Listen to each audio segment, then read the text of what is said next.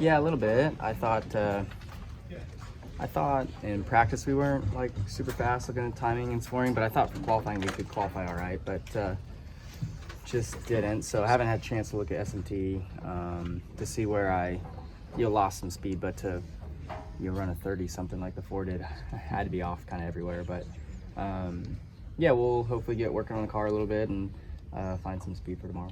And on Sunday, you said that you'd probably listen to Denny. Denny would probably say something on the podcast that would make you angry, more angry on Monday night. I'm curious if he said anything on Monday that made you kind of even more angry than you were. Yeah, I think he said a handful of things that maybe even more frustrated throughout the week than maybe I even was after the race. But yeah, we're just try to forget about all that and go race this weekend and see if we can get a good run. When you watched replays and whatnot and had some time to think about it, did you change any of your thoughts, or are you still where you were at as you move on? And, there's been a lot of talk about it, so you had a chance to, since you talked outside your car, you had a chance to, watch and think about it.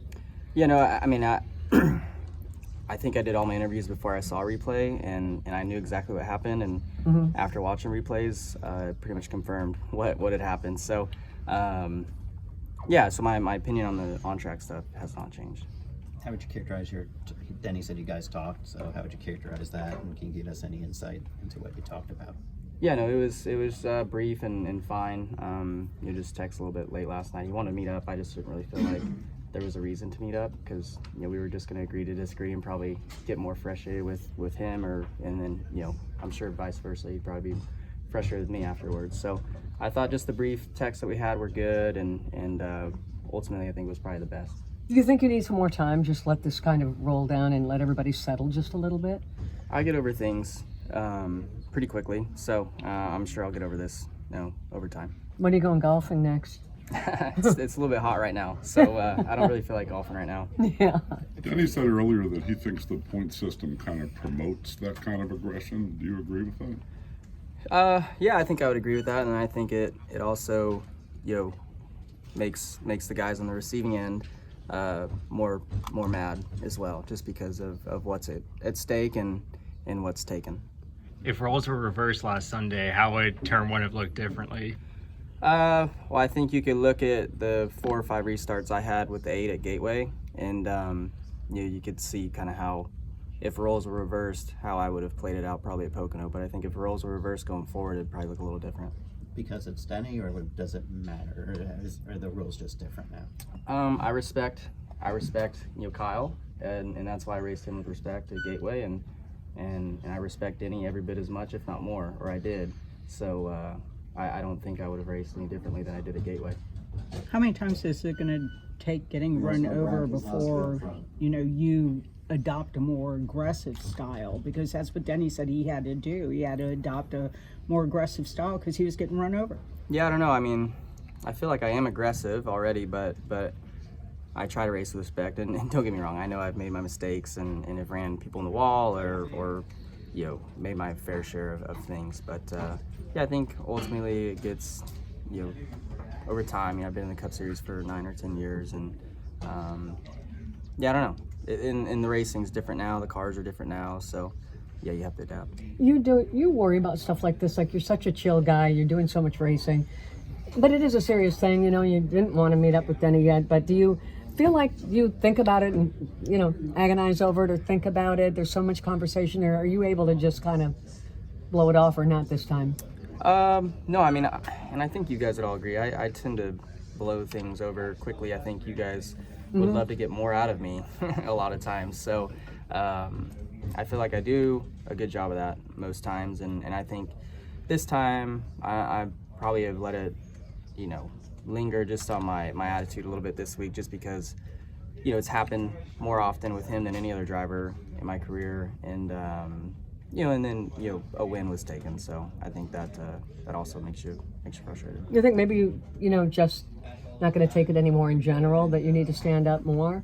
I don't know. I think you can't ever predict, how things play out, but I know what to expect or whatever racing around him, and I hope he can expect the same in return. Can you give us anything that he said on Monday that made you want to? Okay, all right. But I have a question too. like here we'll probably see like a bump, couldn't see a bump and run for the win, and if we see that, most people are like, well, you know, that's the way you have to win them. But I'm curious, is what we saw last week like a bump and run, just on a bigger track, or is there something different about what happened last week? Well, I think, I don't know. I didn't have an option. Like I did lift. You know, I still hit the wall. So, I think if I don't know. It's hard to say. I haven't gotten moved, I guess, like bump and run for a win. So I don't know how I would react to that. But yeah, I feel like I just didn't have an option last week, so that's what made me most upset. Have you been frustrated like that in other series? You race sprint car, whatever, or is this the first time you've kind of felt this way? Like you said, things don't usually bother you. Yeah, I don't know. I can't think of a time in a sprint car race where, you know, I was put in the fence while racing for the lead late in the race. So I don't know. I don't know. I think things like that happen a lot less just because it's open wheel and you've got a chance of crashing yourself every bit as crashing the guy outside of you. So I don't. Yes, you see it happen here and there, but rarely do you see it much. So I can't remember a time being mad like that. When you grow up in those style cars, there is no margin for error. You can't, you know, hit fenders because, as you said, you're going to take yourself out or the other guy out. Is it harder to, with these cars being like bulletproof, like you're driving tanks out there? I mean, does it just kind of incite this? I'm not sure. I think dirt racers grow up, you know, they establish a certain style for how they race people, and guys who grow up racing with fenders also grow up, you know, and adapt a style and how they race people.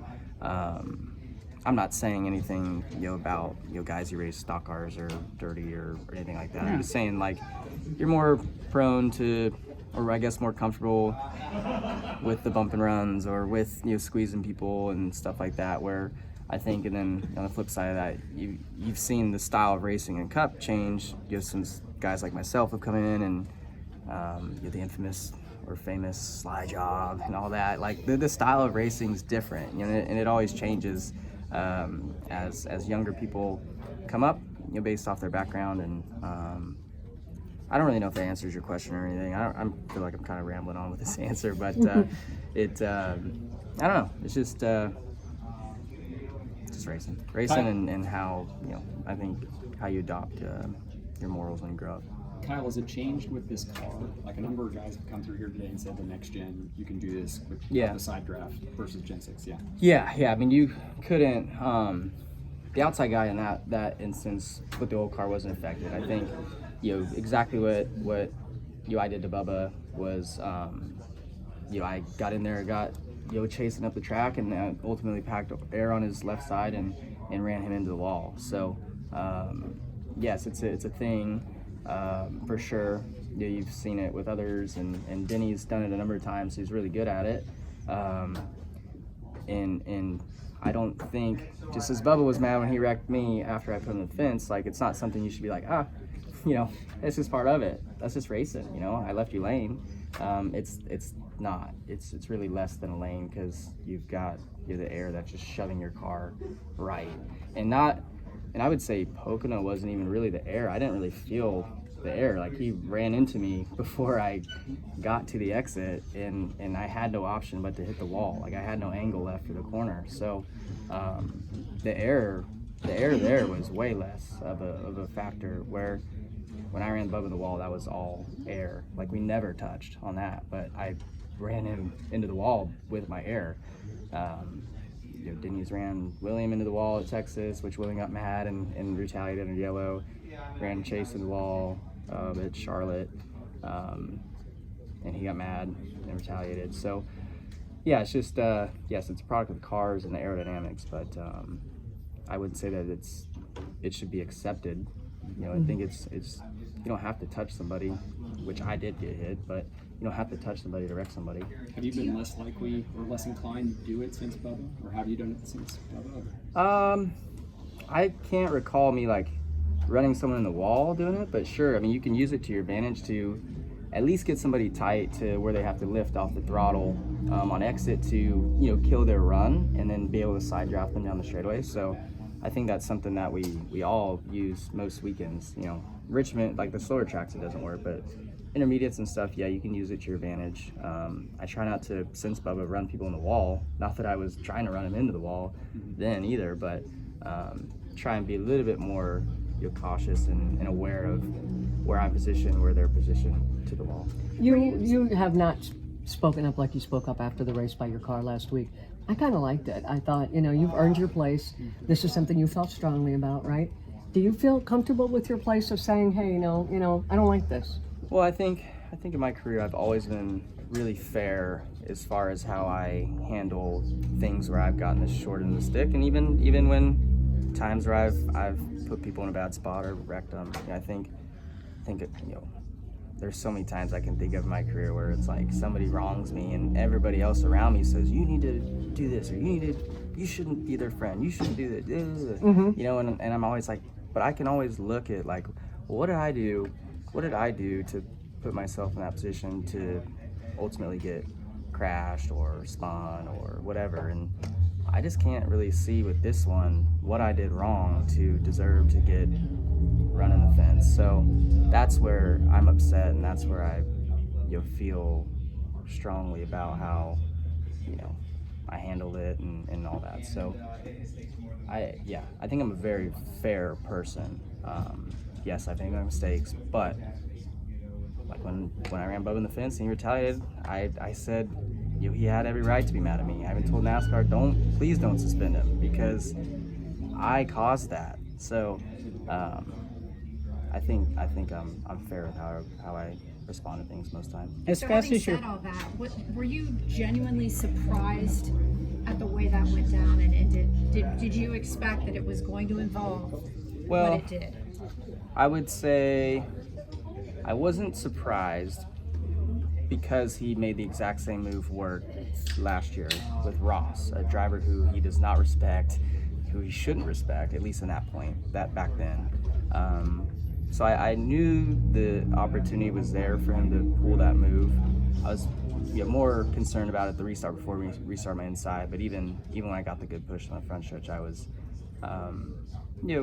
knowing or thinking that, yeah, if he gets inside, he's probably just gonna do what he did last year, because it worked. So, but I was hoping, I guess, maybe because of all the times he's wrecked me in our friendship off track, he'd maybe have a little bit more respect for me on the track, but you know, then he pulled the same exact move. So I guess whatever. as Is fast this as the you're maddest you've been after a race? Because you are pretty. I wouldn't say it's the maddest I've chill. been. No, I wouldn't say it's the maddest I've been. I think I've thought about it longer than other incidents. So there's that. But I wouldn't say it's the maddest I've been. But I can't honestly think of off the top of my head like what's the number one maddest moment I've been. Usually it's mad at myself. Do you think you'll race differently, not just him, but this is where it's going in the sport? I don't know. I don't really know how to answer that until you get out there and race.